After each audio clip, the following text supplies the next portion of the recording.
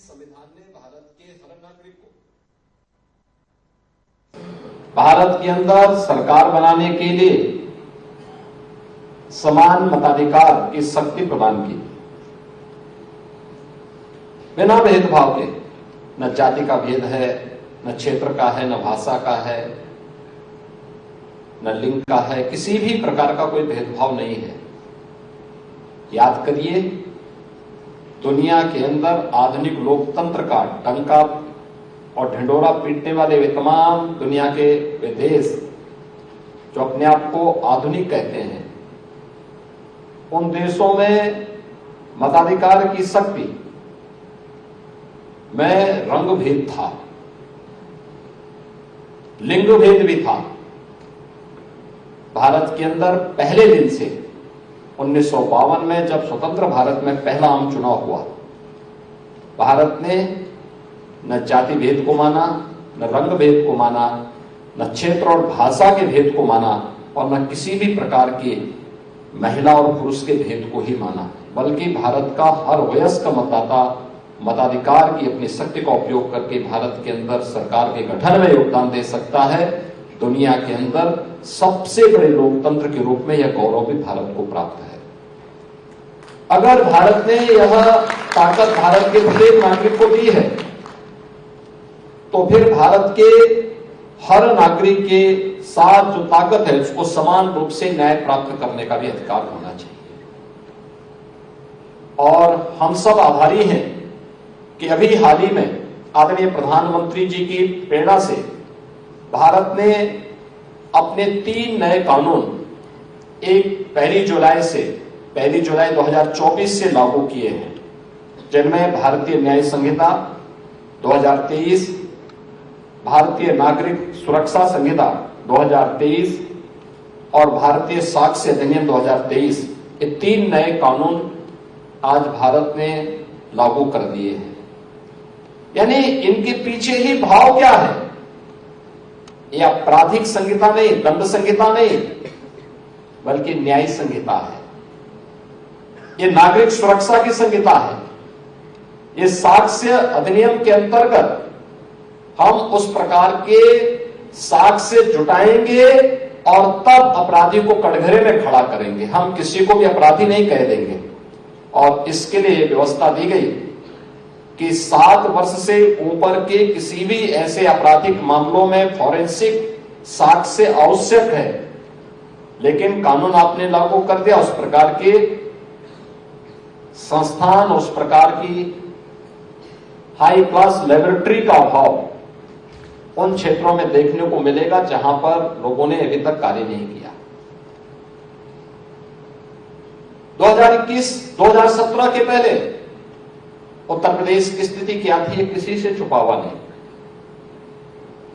उत्तर प्रदेश के नौजवानों के सामने पहचान का संकट था,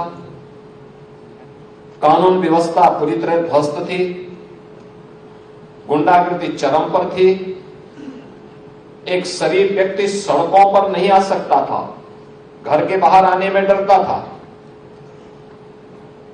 दुर्दांत अपराधी और माफिया स्वच्छंद होकर के पैरेलल समानांतर सरकारें संचालित करते थे, और दुष्परिणाम था कि उत्तर प्रदेश के नौजवानों के सामने भी, उत्तर प्रदेश के नागरिकों के सामने भी पहचान का संकट था। उस समय जब यह दायित्व उत्तर प्रदेश के अंदर, देश की सबसे बड़ी आबादी के राज्य के अंदर सरकार का संचालन करना है, मुझे यह दायित्व दिया गया, तो मेरे सामने सबसे बड़ी चुनौती यही थी कि हम उत्तर प्रदेश को दंगा मुक्त, गुंडा मुक्त, माफिया मुक्त कैसे करेंगे। क्योंकि उत्तर प्रदेश में तब उत्तर प्रदेश पुलिस, जो दुनिया का सबसे बड़ा पुलिस, सिविल पुलिस रखता है, उसमें से आधे से अधिक पद खाली थे। पुलिस की भर्ती की प्रक्रिया को पारदर्शी तरीके से संपन्न भी करना है, कैसे होगा। और फिर जब सरकार ने कार्य करना प्रारंभ कर दिया, और हम लोग हमेशा इस बात को मानते कि जहां चाहा वहां राह, अपने आप रास्ता बनता गया। 54,000 से अधिक हमने पुलिस कार्मिकों की भर्ती की, पूरी पारदर्शी तरीके से की। अभी हाल ही में आपने देखा होगा 7,200 पुलिस कार्मिकों की नई भर्ती की प्रक्रिया उत्तर प्रदेश के अंदर हम लोगों ने संपन्न की है। और ये प्रक्रिया कितनी पारदर्शी तरीके से हुई है। 50 लाख एप्लीकेंट थे और पूरे शानदार तरीके से पूरी परीक्षा संपन्न हुई है। परिणाम भी घोषित हो गए हैं। ये सारे कार्यक्रम आगे बढ़ रहे हैं। अब प्रदेश के अंदर जिस रूल ऑफ लॉ की बात की जाती है, उसके लिए उस प्रकार का माहौल पैदा करने के लिए उस प्रकार का वातावरण हमें तैयार करना है। कैसे कार्य होगा? तब हम लोगों को लगा कि नहीं, हमें प्रदेश के अनुरूप अब पुराने ढर्रे से हट करके, लीक से हट करके कुछ कार्य करने होंगे। उत्तर प्रदेश के अंदर तब फॉरेंसिक जो लैब्स थी हमारे पास मात्र 4 स्थानों पर थी। हम उसको बढ़ा करके आज हर जोन स्तर पर हमारे पास एक अच्छी लैब्स बन करके तैयार हो चुकी है। हम उसको रेंज स्तर पर भी लेके जा रहे हैं, यानी 18 रेंज है, वहां तक हम पहुंचा रहे हैं। साइबर थानों की स्थापना उत्तर प्रदेश के अंदर केवल 2 थी, एक गौतम बुद्ध नगर जनपद में, एक लखनऊ में। हमने पहले चरण में कहा कि भाई इसको कम से कम 18 रेंज में लेके तो जाओ। 18 रेंज में ले गए, फिर 75 जनपदों में ले गए, और अब प्रदेश के अंदर सभी जो हमारे 1775 थाने हैं उन सब तक हम लोगों ने आज के दिन पर एक साइबर हेल्पलाइन भी वहां पर स्थापित कर दी है, जहां पर हम लोगों ने Uttar Pradesh state institute of forensic sciences की स्थापना की है। ये लैंड कभी उत्तर प्रदेश पुलिस की ही थी, लेकिन प्रदेश के अंदर बीच का जो अंधकार का युग था, उस कालखंड में लखनऊ के एक बड़े दुर्दांत भू माफिया ने इस लैंड को अपने नाम पे करा दिया था। और कितनी लाचारगी थी कि मेरे पास उत्तर प्रदेश के तत्कालीन पुलिस महानिदेशक एक फाइल लेकर के एक दिन आए। उन्होंने कहा, साहब उत्तर प्रदेश पुलिस की एक लैंड है और उस पर एक भू माफिया प्लॉटिंग कर चुका है। मैं भौचक था। मैंने कहा, यूपी पुलिस की लैंड पर? भाई हम ये तो सुनते थे कि पुलिस ने किसी की लैंड पे कब्जा कर लिया है, कब्जा करवा लिया है, लेकिन पुलिस की लैंड पर कोई भू माफिया कब्जा कर रहा है, ये तो आपने जो है उल्टा बता दिया। मैंने कहा, मैं आपकी बात से पहले ये मुझे अनुमान लगा रहा था कि हो सकता है कि पुलिस ने किसी की लैंड पे कब्जा किया होगा, लेकिन आप तो उल्टा बोल रहे हैं कि पुलिस की लैंड पर कोई भूमाफिया कब्जा कर लिया। इसका मतलब वो कोई दुर्दांत भूमाफिया होगा। उन्होंने कहा, मैंने कहा कितनी लैंड है? पहले मैं भी सोचता था 2-4-5 लैंड। उन्होंने कहा 120 एकड़। मैंने कहा 120 एकड़ पर? कहा हाँ, उसने लैंड रिकॉर्ड में सब अपना नाम दर्ज करवा लिया और सब इलीगल है। मैंने कहा इसकी पूरी फाइल तैयार करो। और मैंने कहा फाइल तैयार करते समय याद रखना, किसी को पता नहीं होना चाहिए, कानून पता नहीं होना चाहिए, केवल आप और मेरे बीच में बात होनी चाहिए। जब फाइल तैयार होगी तो आप मुझे केवल देंगे, और बाकी लैंड कैसे खाली होनी है वो मैं तय करूंगा। आश्चर्य करेंगे, इसी दौरान हमारे पुलिस महानिदेशक खाली तो रिटायर हो गए, लेकिन उन्होंने अपने वायदे से मुकरे नहीं। रिटायरमेंट के 3 महीने के बाद एक दिन वो फाइल लेकर के मेरे पास पहुंचे। उन्होंने कहा, ये है आपकी फाइल जिसके लिए आप कह रहे थे। फिर हमने रेवन्यू बोर्ड से इस कार्रवाई को आगे बढ़ाया। जिन अधिकारियों ने रेवन्यू रिकॉर्ड में गलत तरीके से इस कार्रवाई को अंजाम दिया था, उनके खिलाफ कार्रवाई की, और इस पूरी लैंड को यूपी पुलिस के नाम पे फिर से करने में सफलता प्राप्त की, और माफिया के खिलाफ एफआईआर दर्ज हुई। जैसे एफआईआर दर्ज हुई तो माफिया सरेंडर कर गया। उसने कहा, साहब मुझे लैंड नहीं चाहिए, आप केवल लैंड ले लीजिए, लेकिन मेरे खिलाफ कार्रवाई न हो। और उसके बाद तो हम लोगों ने तय किया था कि यहां पे हम लोग एक फॉरेंसिक यूनिवर्सिटी का निर्माण करेंगे। उसकी शुरुआत हुई राज्य की तरफ से उसका एक्ट बनने में थोड़ा लेट हुआ। गृह विभाग को मैं कई बार से कह रहा था कि भाई एक्ट जल्दी बनाओ, इसी दौरान कोविड-19 के कारण और अन्य परिस्थितियों के कारण इसमें थोड़ा लेट हो गया। राज्य के अंदर कोरोना जैसी महामारी के प्रबंधन में पूरी टीम लग गई और फिर जब हम लोगों ने इसके एक्ट को बना करके तैयार किया, विधानसभा से एक्ट भी बन करके तैयार हो गया, फिर भारत सरकार से ये हुआ कि देश के अंदर एक सेंट्रल यूनिवर्सिटी रहेगी और उससे एफिलिएटेड इंस्टीट्यूट होंगे। हमने कहा नहीं, हम इंस्टीट्यूट बनाएंगे, एफिलिएटेड हम सेंट्रल यूनिवर्सिटी से ही करेंगे, लेकिन हम लैंड इतना रखेंगे कि फ्यूचर में अगर कभी यूनिवर्सिटी बनाने की नौबत आएगी तो फिर इसको हम एक यूनिवर्सिटी के रूप में भी आगे बढ़ाने का काम करेंगे। और मैं धन्यवाद दूंगा गृह विभाग ने भी और इंस्टीट्यूट के पहले डायरेक्टर के रूप में डॉक्टर जी के गोस्वामी जी ने भी पूरी मेहनत किया। यहाँ पे डिप्लोमा, डिग्री और पीजी के अनेक पाठ्यक्रमों को ला करके उसको आगे बढ़ाने का कार्य किया। याद रखना, हम लोग अगर समय से 10 कदम आगे नहीं चल पाएंगे तो हम पिछड़ जाएंगे। विकास की दौड़ में हमारे लिए कोई स्पेस नहीं होगा। हम आज की दुनिया को हमें समझना पड़ेगा, उसके अनुरूप चलना पड़ेगा। हम विज्ञान से और प्रौद्योगिकी से कभी पीछे नहीं हट सकते। और यह भी मान के चलना चाहिए कि हर नए कार्य का शुरुआती विरोध हुआ है, हमेशा हुआ है। मुझे याद है 1990 के दशक के प्रारंभ में देश के अंदर बैंकों का कंप्यूटरीकरण की कार्रवाई प्रारंभ हुई थी और पूरे देश के अंदर लोगों ने इसके विरोध में आंदोलन शुरू कर दिया कि साहब अब बेरोजगार लोग हो जाएंगे, फलाना हो जाएगा। कोई बेरोजगार कहां हुआ? कंप्यूटर ने तो नए जॉब क्रिएट किए, कार्य को आसान किया, लोगों के लिए सुगम सेवाएं प्रदान करनी प्रारंभ कर दी। आसानी से आप अपनी सारी एक्टिविटीज को वहां पर देख सकते हैं, एक एक कार्य को देख सकते हैं। लेकिन शुरुआती विरोध हुआ था। और कब नहीं विरोध हुआ? टेलीफोन आया होगा तब भी विरोध हुआ होगा, प्रिंटिंग प्रेस आया होगा तब भी विरोध हुआ होगा, हर एक स्तर पर विरोध हुए होंगे। मोबाइल फोन आया होगा शुरू में, टेलीविजन आया था शुरू में, उसका भी विरोध हुआ था। लेकिन आज टेक्नोलॉजी के साथ जब समाज आगे बढ़ता है तो उसकी प्रगति भी होती है, उसके जीवन में नए नए जॉब क्रिएट होने की संभावना भी आगे बढ़ती है और जीवन को उतना ही आसान बनाने में मदद भी मिलती है। और यह आज टेक्नोलॉजी के माध्यम से हम सब देख पा रहे हैं, कर पा रहे हैं। इसलिए टेक्नोलॉजी से दूर भागने की आवश्यकता नहीं, उसको अपनाने की आवश्यकता है। हाँ, उसके सुरक्षात्मक और नैतिक उपायों को भी अपने साथ जोड़ करके रखने की आवश्यकता है, उसका कोई दुरुपयोग न करें।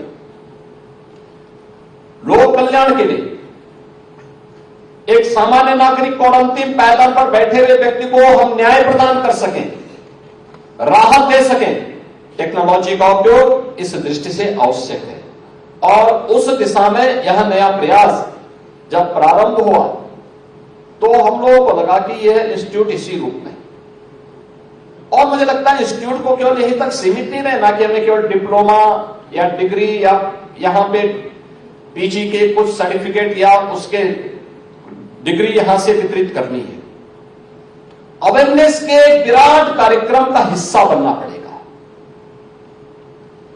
देखिए, आप लगातार देख रहे होंगे समाचार पत्रों में, टेलीविजन में न्यूज तो आते हैं, लेकिन उससे बचाव के लिए हम लोगों ने साइबर सिक्योरिटी और साइबर फ्रॉड्स को रोकने के लिए या डिजिटल अरेस्ट को रोकने के लिए हमारे स्तर पर या उन स्तरों पर क्या कार्रवाई हो रही है? हर दिन हो रहा है, हर दिन ये मामले आ रहे हैं। यानी टेक्नोलॉजी कहां तक पहुंची है? अगर अच्छे लोग टेक्नोलॉजी को नहीं अपनाएंगे, सकारात्मक सोच के लोग टेक्नोलॉजी से भागेंगे तो नकारात्मक लोग उस पर हावी होंगे। परमाणु ऊर्जा कि दोनों निहितार्थ हैं। आप उसको से एनर्जी भी बना सकते हैं, उससे एटम बम भी बना सकते हैं। ऊर्जा बनाएंगे तो लोगों को बिजली मिलेगी, लोगों की ऊर्जा की आवश्यकता की पूर्ति होगी। एटम बम बनाएंगे तो एटम बम कहीं ना कहीं मानवता के लिए विनाशकारी ही साबित होने वाला है। लेकिन यह व्यक्ति पे निर्भर करता है, किन लोगों के हाथों में ये टेक्नोलॉजी पड़ी है, किन लोगों के हाथों में आ रहा है। और ऐसे ही साइबर सिक्योरिटी के प्रश्न भी हमारे सामने हैं। ऐसे ही फॉरेंसिक सेक्टर में भी आप देख रहे होंगे, फॉरेंसिक साक्ष्यों से जुड़े हुए मामले कितने लंबित हैं, वर्षों वर्षों से मामले लंबित हैं, उसकी जांचें पेंडिंग पड़ी हुई है, आता नहीं, और जब तक आता है तब तक बहुत पुराना पड़ चुका होता है। एक व्यक्ति न्याय से वंचित रह जाता है और एक व्यक्ति नहीं उससे न्याय से वंचित होता है, पूरी मानवता उस न्याय से वंचित होती है। एक अपराधी जब छूटता है और फिर समाज को आंखें दिखाता है तो वह कानून को, रूल ऑफ लॉ को एक प्रकार से चुनौती देता है। हमारी जो संविधान की उन सभी पिलर्स को चैलेंज करता है वो, जिस पर हमारा लोकतांत्रिक ढांचा खड़ा है, जिसने हमें यह ताकत दी है कि हम सब एक साथ मिलकर के अपने देश के बारे में सोच सकें, समाज के कल्याण के बारे में, उसके उज्जवल भविष्य के बारे में सोच सकें, उसको चुनौती देता है। और इसलिए आज के दिन पर जहां हमें इन सभी के बारे में जानकारी होनी आवश्यक है, अभी मैं देख रहा था पीजी डिप्लोमा के कुछ छात्रों को यहां पर मुझे सर्टिफिकेट देने को का अवसर मिला। मैंने देखा जितने छात्र आए थे सभी अलग अलग ब्रांचेस से थे, यानी एक नया प्रयास हुआ है। और प्रयास और फॉरेंसिक का भी है, साइबर सिक्योरिटी का भी है, अन्य उसमें भी। और कहां तक आप भागेंगे इससे? क्या पहले लोग कहते थे, मोबाइल फोन जब आया शुरू में, उसकी कॉल को देख करके लोगों को ने तमाम प्रकार की आशंकाएं व्यक्त की। आज तो लोगों ने 5G को भी अपना लिया, 6G भी लॉन्च होने का अब इंतजार कर रहा है। ये लंबा सिलसिला चलता रहेगा, रुकेगा नहीं। जो रुकेगा वो पिछड़ जाएगा। टेक्नोलॉजी आगे बढ़ती जाएगी। आर्टिफिशियल इंटेलिजेंस आ गया, चैट जीपीटी आ गया। आपको कोई भी अपना आर्टिकल तैयार करना है, कुछ ही मिनटों में, यानी 2 मिनट में आपके पास एक अच्छा खासा आर्टिकल आपके सामने आ चुका होगा। किसी भी फील्ड का आप देख लीजिए, वो आपको मिल जाएगा। टेक्नोलॉजी से भागे मत, उसको हम लोक कल्याण का माध्यम कैसे बनाएंगे, राष्ट्र की प्रगति का माध्यम आप पे निर्भर करता है। आर्टिफिशियल इंटेलिजेंस का उपयोग, उसकी जानकारी होना, उसके सुरक्षा के निहितार्थों को जानकारी भी होना, इंटरनेट ऑफ थिंग्स के बारे में जानकारी होना। हम उन सभी बातों को लेकर के जब अपने आप को पूरी मजबूती बना तय कर लेंगे, उस पक्ष के बारे में जब हमारा पक्ष मजबूत होगा तो कोई कारण नहीं कि फिर इस प्रकार के जो फ्रॉड हो रहे हैं, जो डिजिटल अरेस्ट के मामले आ रहे हैं, जो साक्ष्यों के साथ छेड़छाड़ करके अनावश्यक रूप से एक निर्दोष व्यक्ति को सजा होना और दोषी व्यक्ति का दोष मुक्त हो जाने की घटनाएं हमें सुनाई देती हैं, उनसे काफी बड़े पैमाने पर राहत मिलेगी। और प्रधानमंत्री जी की जो मंशा है कि हर पीड़ित व्यक्ति को न्याय मिलना चाहिए और हर दोषी व्यक्ति कानून के कटघरे में खड़ा होना चाहिए, उस लक्ष्य को प्राप्त करने की दिशा में हम आगे बढ़ सकते हैं। और मुझे प्रसन्नता है कि उत्तर प्रदेश का हमारा यह state institute of forensic sciences इस दिशा से एक मील का पत्थर न केवल उत्तर प्रदेश की दिशा से बल्कि पूरे उत्तर भारत की दिशा से एक सेंटर ऑफ एक्सीलेंस के रूप में अपने आप को स्थापित करने में आगे बढ़ेगा। आज आपको यहां पर संविधान दिवस के अवसर पर यह विश्वास है कि यहां पे हम लोगों ने पहले दिन ही कहा है बढ़ने का अवसर है। आगे बढ़ने का मतलब देश के अंदर साइबर सिक्योरिटी से जुड़े हुए, फॉरेंसिक साइंसेस से जुड़े हुए जितने भी इंस्टीट्यूट हैं, जितने भी हाई क्लास लेबोरेटरीज हैं, उन सब के सामने हमें उत्कृष्टता के लक्ष्य को प्राप्त करने की दिशा में आगे बढ़ना है। और उस दिशा में उत्तर प्रदेश का यह इंस्टीट्यूट जिस मजबूती के साथ आज अपने पैर को बढ़ा रहा है, मुझे पूरा विश्वास है कि वह लक्ष्य आप अवश्य प्राप्त करेंगे। आप सबके प्रति मेरी शुभकामनाएं। आप सबको मैं एक बार फिर से संविधान दिवस की जगह से बधाई और शुभकामनाएं देते हुए अपनी बात को यहीं पे विराम देता हूं। धन्यवाद। जय हिंद।